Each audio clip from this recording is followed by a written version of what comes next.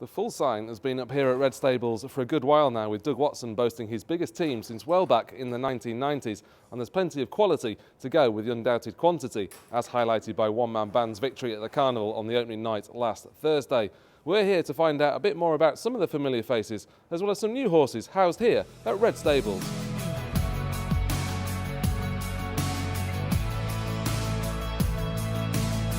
Pretty much full here at the moment, Doug. With that, does there come sort of extra pressures, and do you have to kind of adapt the way you've trained, or is it just the same old, same old? Pretty much the same, yeah. I mean, it's nice to have the numbers we have this year. We got a lot of nice younger horses that, you know, this year and next year can come around, but keep pretty much the same way we're going. And your ultimate goal, presumably, would be to be champion this season? Are you looking at that's to win on World Cup night would be the ultimate goal. Any race on World Cup night.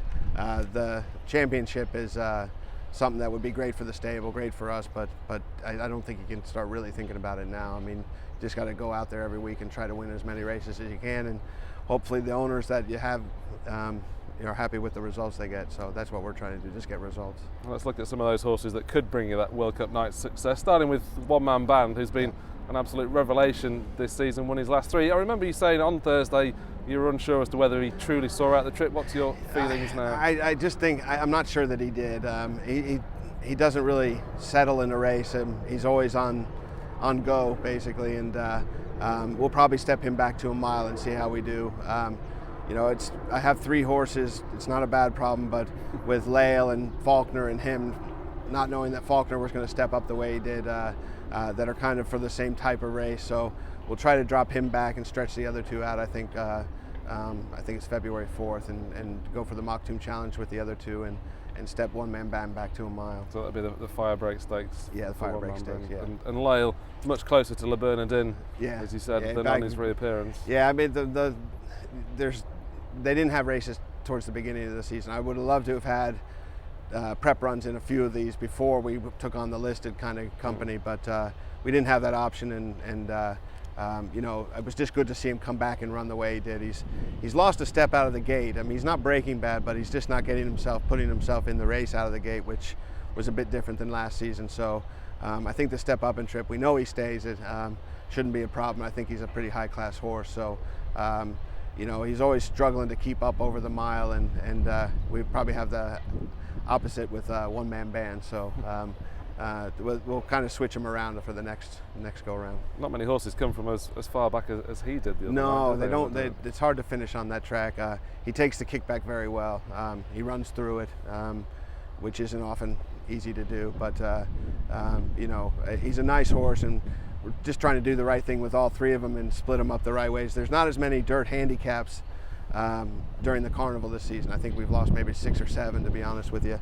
I'd love to run Faulkner back in a handicap, but he's not a horse you can run back every 2 weeks. So, and I think he could end up to be a very nice horse if we treat him right. So, you know, he had a hard time picking, Pat did, between Lael and Faulkner for the first leg of the Mach Tomb Challenge. I think he'll have just as hard a time picking for the second leg. So we'll see what happens, but hopefully we get it right. We were just a nose from getting it exactly right last week, so we'll see what happens. I suppose with Faulkner, it gets lost a little bit. He's actually only had 5 starts, and he's still learning a bit, isn't he? Yeah, he is.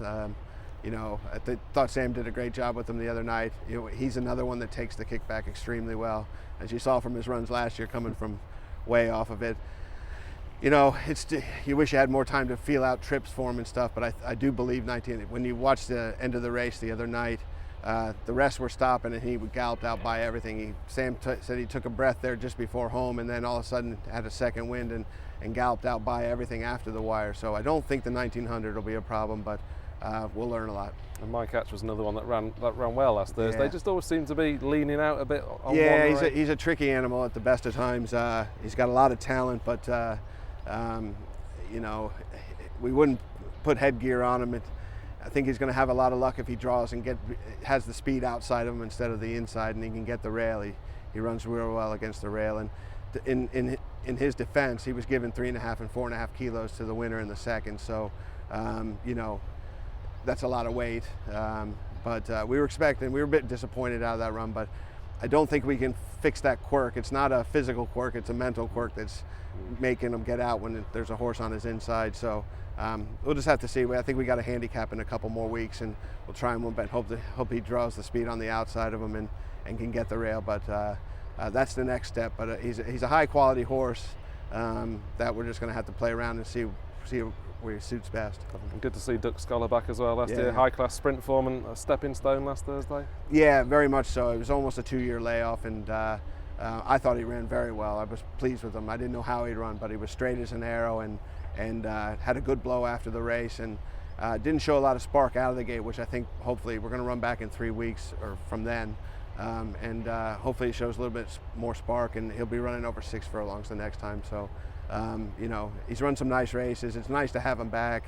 It's nice to have him you know, pull up out of a race like he did, and he's in good form and is taking it well.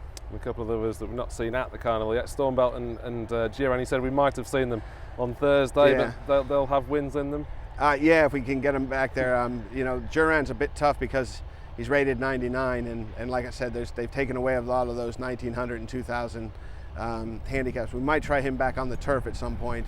I think a mile and a half would be no problem for him, but we'll just have to see. He had a bit of a foot bruise and getting over that, and then Stormbelt had a bit of a sinus infection, and so we couldn't run him this week. So physically, really, they're both doing very well, other than, you know, not being able to run them at this point in time. But hopefully we can get them out and get them each a win in the Carnival. We've seen the Taj on the training track, an exciting sprinter last year. He's obviously had a lot of time off. Are we hopeful of seeing him? Yeah, he's got some back issues that were, you know, it's 2 steps forward, 1 step back, and you know, hopefully we'll get him out before the end of the Carnival. He's a really nice horse, and I think we're getting a hold of it now, but we'll just have to see. And Redbrook's a horse that we've not seen in Dubai. It cost just 27,000, I think it was. He looks a nice purchase out of Alan de Roy de He's moving really well.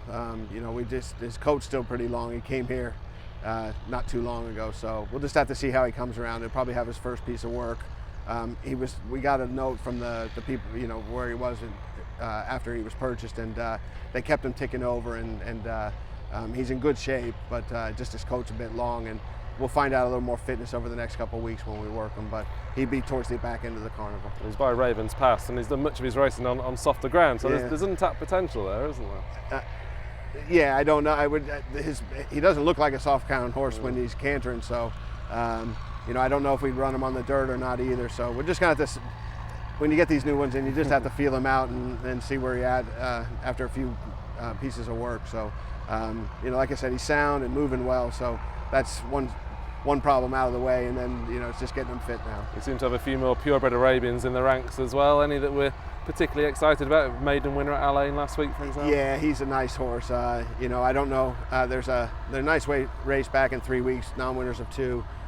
Looks like he could be a top-class horse in the future, and we'll try to treat him like that, and you know, take him one step at a time. And Bombay Zuri ran on the first leg of the Maktoum Challenge, and, you know, I probably a bit short. He had a good blow afterward, and I don't know how much he liked the actual sand surface. I don't think that'll be our next place to go. We'll probably go up to Abu Dhabi with him when we find a race for him, but I wouldn't be opposed to coming back when we're fully fit on the dirt and see how we do. And are there any other horses that we've not mentioned that you'd particularly be keen on? Any new ones maybe?